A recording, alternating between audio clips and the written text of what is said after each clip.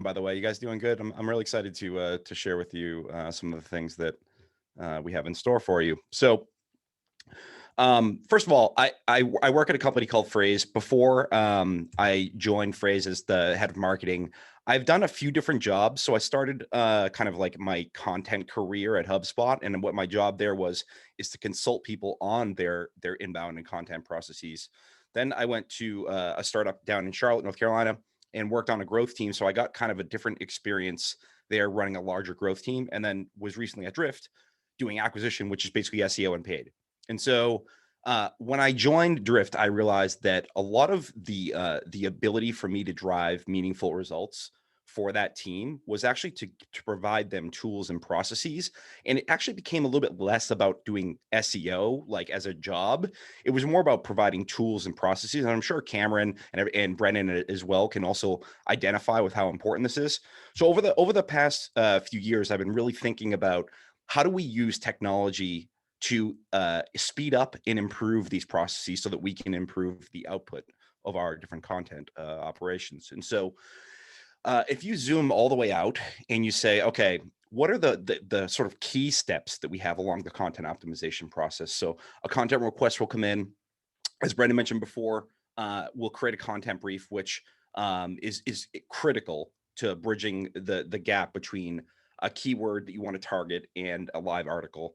We'll do research, we'll write the content, we'll post the content, goes through legal, brand review, request a review, QA, et cetera. So you basically go through this process. By the time that you post the actual article, you are now live, but then you have to continually revisit these processes, edit, update, et cetera. This flywheel never really ends. And so what I've been thinking deeply about is what are some tools and technologies that actually can help me hack some of these processes so that I can remove bottlenecks on the content side and start to accelerate some of these processes so we can grow faster than our competitors. And so as of this state, there are technologies that can help you. The little robot icons are my way of showing you processes that can be automated. And so today I'm going to show you a couple of those, but also going to show you some of the reasons why I think some of these tools and tech and processes are actually really important based on the way that Google is now evaluating content and the way the SERP has evolved. So with that said, before we get into the actual analysis, these are some tools that I have found. Of course, shameless self plug here. I work at Phrase, but just to let you know, I was a customer at Drift using it and said, "Oh my goodness, this is such a painful process that I found a lot of value in it." And so there's a lot other tools like Contentful, right, that are all about headless CMS, getting you to be able to deploy development and design a lot faster for your enterprise org.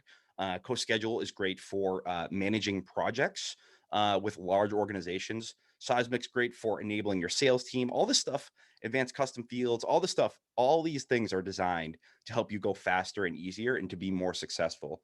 And so let's take a look at actually how I think AI is changing success in SEO as well. And then we'll wrap up into how are some tools that we can use to accelerate some of those processes.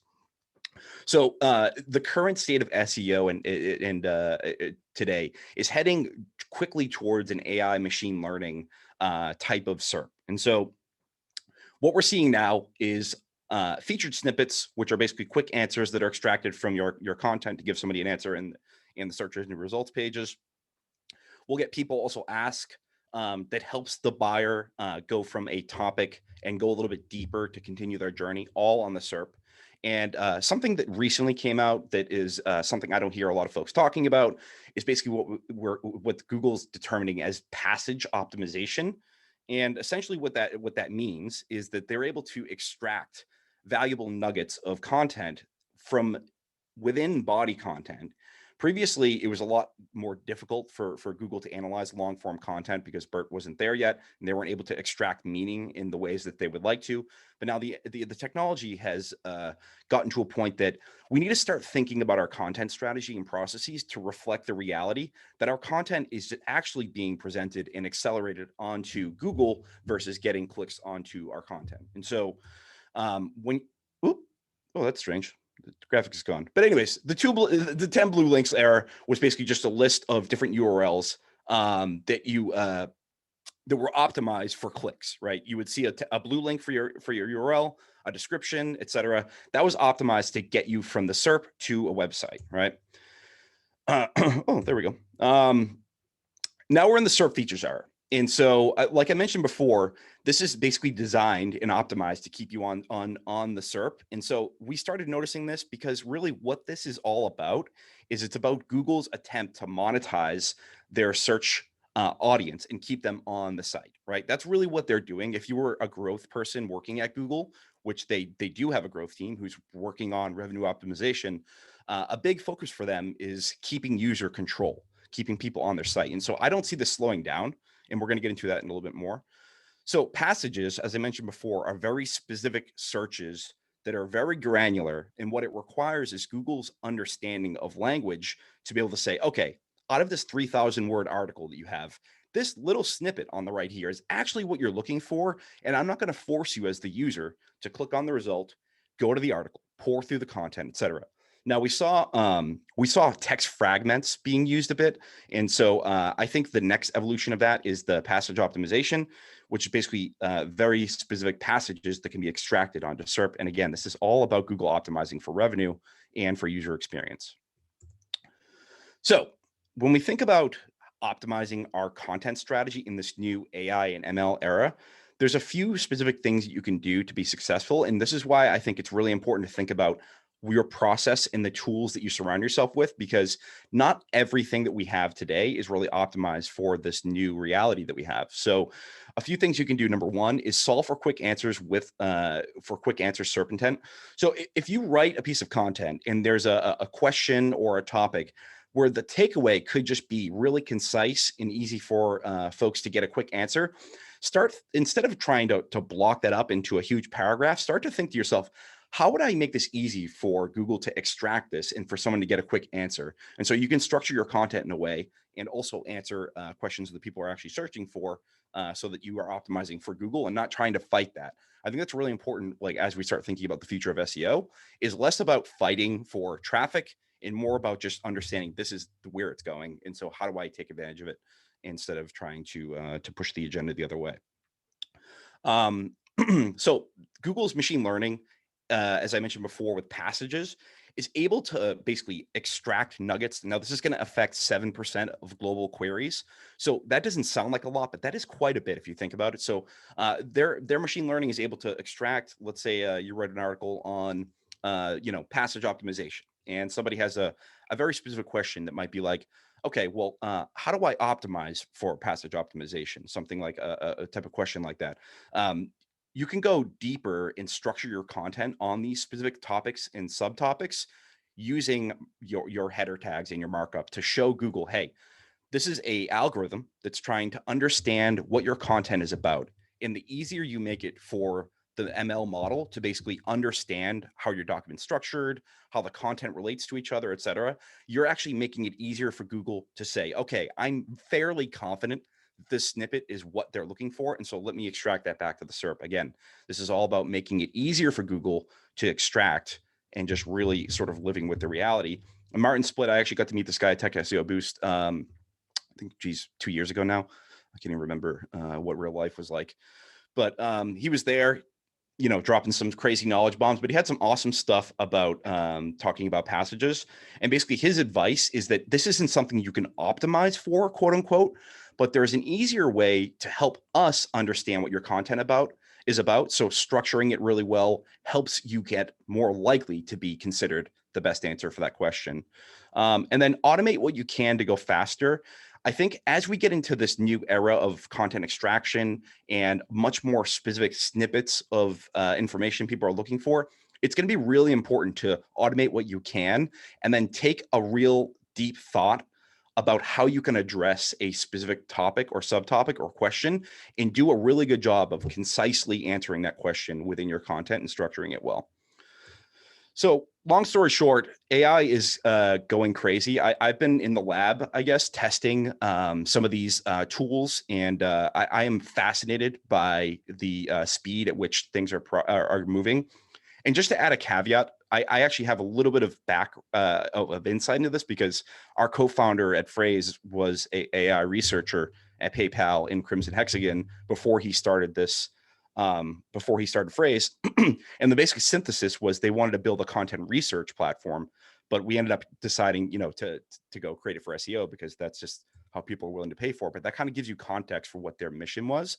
And so what we're thinking is, let's go back to the content optimization process and think about all the different things you need to do as a content creator to go from an idea all the way to a live article. There's just so much going on there, and there's so much manual labor. And what I'm really excited about are things like this, where you can say, okay, I know that the future of SEO and content is Google, number one, understanding topics, related topics, and niche questions.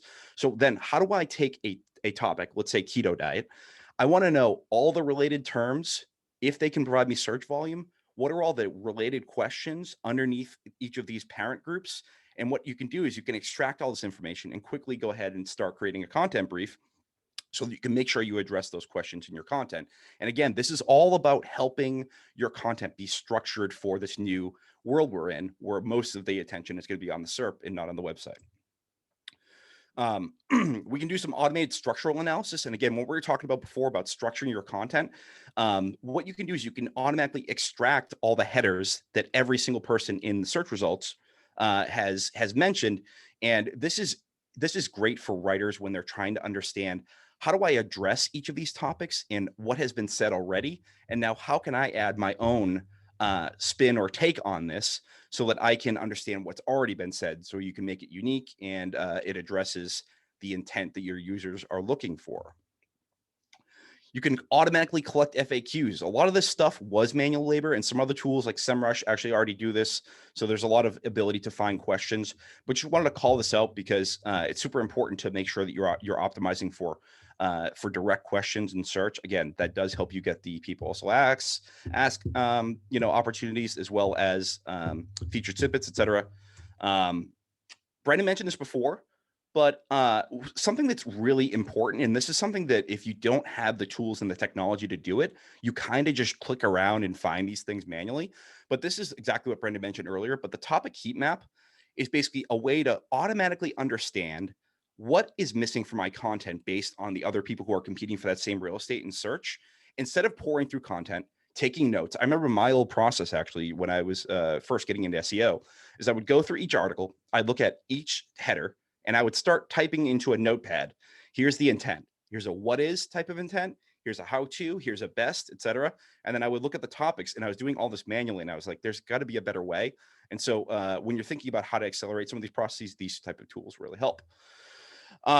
Something else we're working on right now is automated content decay alerts. And so something I think about from a process hacking standpoint is most of the time when people think about optimizing for content decay, what they're basically waiting for is a Google Analytics report that says, hey, your traffic went down. And so what we're starting to think about is, okay, if I can give you the insights so that you can understand that content decay is about to happen because this content has either slipped, has become not the best article for the topic. So what you can do is you can analyze your article versus everybody else in the SERP, in the SERP, and say, okay, am I missing topics? Is there a new competitor out there who is now, doubled word count or has added a lot more thoughts and now they're outranking, or they have the potential to outrank for me? I don't want to wait until we lose that position, because that's actually quite detrimental to your overall traffic. And so when you're in competitive environments, you never know if you'll get that spot back. Content paraphrasing. So something that is really annoying as a writer, I actually went to school for journalism and then found SEO because I couldn't figure out why nobody was reading my content. Anyways, so I think deeply about, like, there are some blocks of text where you say, all right, everybody that's in the SERP for this specific article has a what is, ketosis, if we're writing about the keto diet. And so it's pretty likely that you need to answer that in your content, right? We can be reasonably certain that that's an intent people are looking for. And so when you're trying to optimize for content extraction, if you can just move faster with how to basically restate what the answer could be, but in your own way, AI is able to basically crunch blocks of text and say, okay, this is actually a few other ways you could state this exact answer to that question. And so what this is able to do is just, again, accelerate each of these processes, because if you have to answer large blocks of questions, et cetera, this is time consuming. You have to do all the research to make sure you have the right answer, et cetera. And think about this. is that a lot of these question and answers in the SERP are winner take all. And so if you can get multiple takes of how you could potentially answer that question, that just helps you from a creativity standpoint and helps you speed up the process.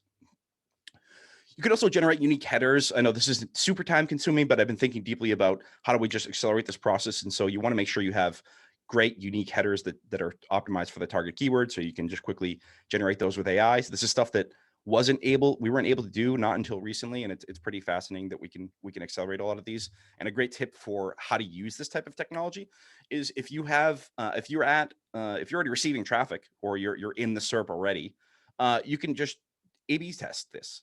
So there's tools out there, like there's SEO split testing tools, generate a bunch of different headers, run an A/B test, and determine which one is actually best in terms of click-through rate, which helps your performance. Find related passages. This is a really interesting thing. So AI is able to basically say, okay, you're writing something about what is growth marketing. You're trying to answer that question. Here's everybody on the internet, and here's exactly how they've addressed that exact question. So as a writer, when you're stuck on something, you're looking for ways to get past a topic that maybe you're not super familiar with. And if you're running a large content team, you almost always have content writers who aren't subject matter experts in a specific topic. And so being able to generate these type of analyses really quickly is really helpful. And then automated content generation. So this is the one that I'm most pumped about. Now, I would say that the state of content generation from AI is it's good enough to get you to what I would say is like a rough draft, or what the GPT-3 is built on the general consensus of what had been said up to about, I can't remember, at some point in 2019. And so what this technology is able to do is basically literally generate content for you. You plug in a sentence or two, and it will try to run with it and try to complete the next paragraph or two automatically for you. Now, I'm not saying to say, oh, cool, I don't have to write content ever again. What I found this really useful for is being able to take a blurb and say, okay, how could I talk about this? What about this content that AI was able to create for me is actually good and on point? And what about it is just junk? But you're able to literally double your output just by having these tools. And again, this also helps you block as a creativity blocker. And these are some of the tools you can use on the right-hand side. If you guys are interested in checking that out and playing with it, I would highly recommend testing it. So what I was able to do, actually, I tested this. I took all these different tools and processes about content ops and all the different functions. And I said, okay, how fast could I write a blog post about growth marketing? And so what I did was I went from A to Z. I went from the topic, built an outline, built the brief, created all the headers, paraphrased a bunch of different parts of content, et cetera. And I was able to generate a 2,000 word guide that I wrote partially with the help of AI and a bunch of different tools in 2.5 hours. And so for me as a content person coming up in content, that is for me, maybe it's just me, but that's impossible for me to do without a lot of these tools. And so I've been thinking, like, if this is these tools are able to help you 2 to 3x your output and go faster and cheaper and better, how much faster could you grow than your competitors? And so what I think the long-term implications of this are probably that the SERP is going to end up being more of a dynamic and rich media type of platform, where I'm not sure if y'all have seen the COVID-19 SERP here, but I'm kind of thinking like the SERP may end up becoming more of a productized offering where you have structured content from stories, stats, etc., podcasts, videos. That could be the next 2 to 3 years. But I think right now, if you're into testing and messing around with different tools and processes, there is enormous potential over the next 2 to 3 years if you're able to take advantage of some of these AI tools. So final thoughts. Number one is AI is doing its best work to understand where are all the rich nuggets of information inside your content. Help it understand your content better by structuring it really well with good headers, questions, FAQ schema, all the markup that helps Google understand exactly what your content is about. The more friction you remove from Google's ML understanding what your content is about, the more extraction opportunities you're going to get. Number two is take a look at your process like I did at the beginning. Go map out every step of your process. So when I go from a keyword or a topic all the way to a live article, what is every single step that I have to take, or my team, and how can I put some tools or I can start testing different ways of hacking this process and making our efficiency a lot smoother.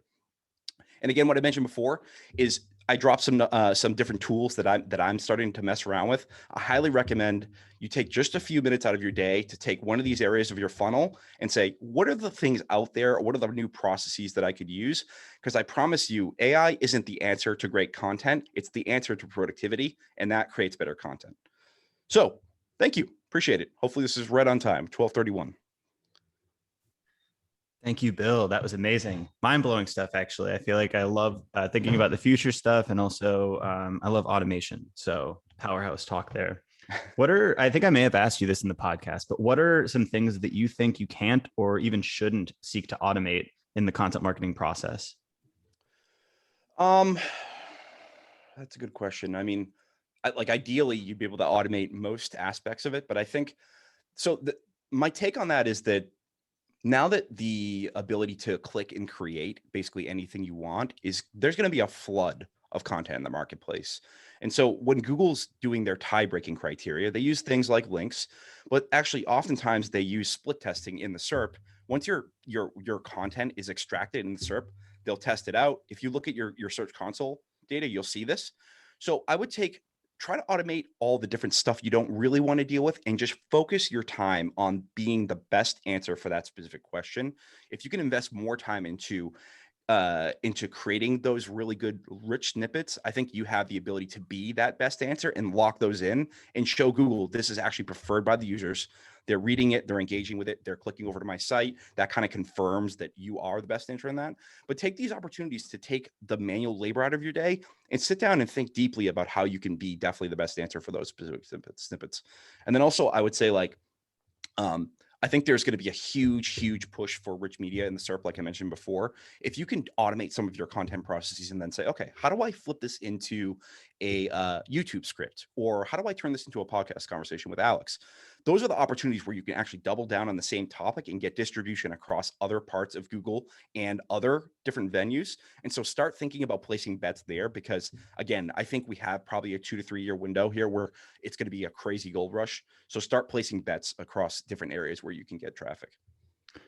That makes sense. Yeah. I think so. For this next question, I think you did touch on it a little bit, but in a world where there's increasing automation and we're kind of all using similar tools, we're using Phrase and Ahrefs to map out strategy and all these different things, conversion AI to write the copy, Yep. Or to guide you on writing the copy. Where does one stand out and where does one differentiate, particularly in the early stages before you've already built a brand that people are coming to naturally?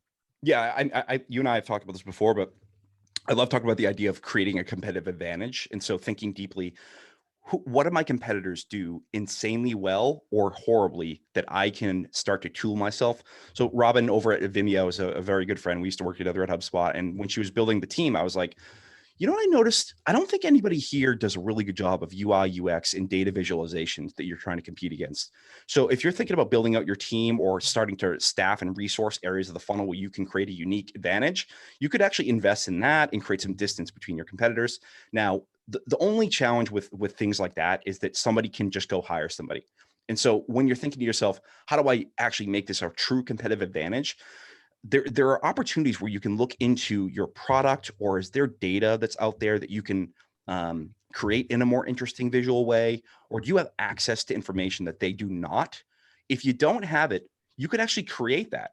You could start building products or hire an engineer to help you build some of these data products that you can then express in visual ways in your content. And that's really hard to compete with. Yeah, I love that idea of the competitive advantage. That's something we do with every client when we start the engagement, is think about what edge can we exploit that other companies are going to have a hard time competing with now and in the future. Mm-hmm. And I'll probably butcher this, but I think Naval Ravikant had a tweet. I think it was in his tweet thread around the how to get rich or how to get wealthy one.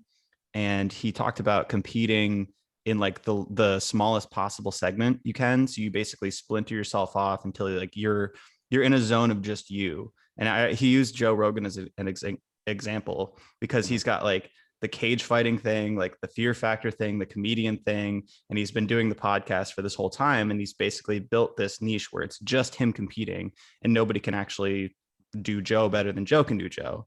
So it's like, how do you find that thing? And obviously that's an example for a more personality based, like podcasting stuff, but in content, I feel like you can kind of seek a similar angle there. Yeah, like the thing about Joe Rogan is like, I bet you he's got an amazing process to get everything out of his way so that he can just focus on Mm. creativity and getting a good conversation with his guests. And so, like, if you can flip that to your own content process and use some of these tools to get that friction out of the way so you can focus on putting something out great, that's how you free up your own time to actually start thinking deeply about these competitive advantages, because quite frankly, we're all busy and it's really hard just to keep up with what we have to do anyways. So a lot of this stuff is super helpful in ways that are not directly obvious. That's a really interesting framework to free up kind of your mental bandwidth for the things that you do best. So where do you see things like voice and brand and storytelling and kind of the less quantifiable objects sitting into the content and SEO puzzle now and in the future? Yeah, that's a good question. I mean, like as the market swings, we went to the performance marketing era where it was all paid ads and it was all, like performance marketing, et cetera. And I think that we've kind of hit a table stakes here where like everybody's going to have access to the same things.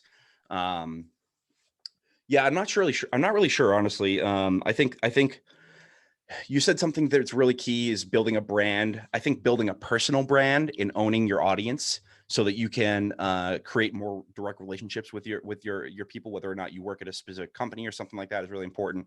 That's a transferable thing that you can keep on doing. But I think, yeah, like one thing I learned at Drift was that their growth was largely built on the branding and the brand being a big thing. Or I mean, the brand organic search was the entire thing when I got there. They didn't really have much non-brand. And so that's a moat, right? That Dave built over years and years of grinding and putting out really good content and just keeping up with that pace. And the only way he was able to do that is because he was really good at getting a lot of this stuff out of his way. So start thinking like, hey, is brand going to be the play? Is it going to be data visual? Whatever that play is, do anything you can to get everything out of the way so that way you can focus on those things. I love that. Well, thank you so much, Bill. That was incredible. Thank you. Thank you. Awesome. Thank you.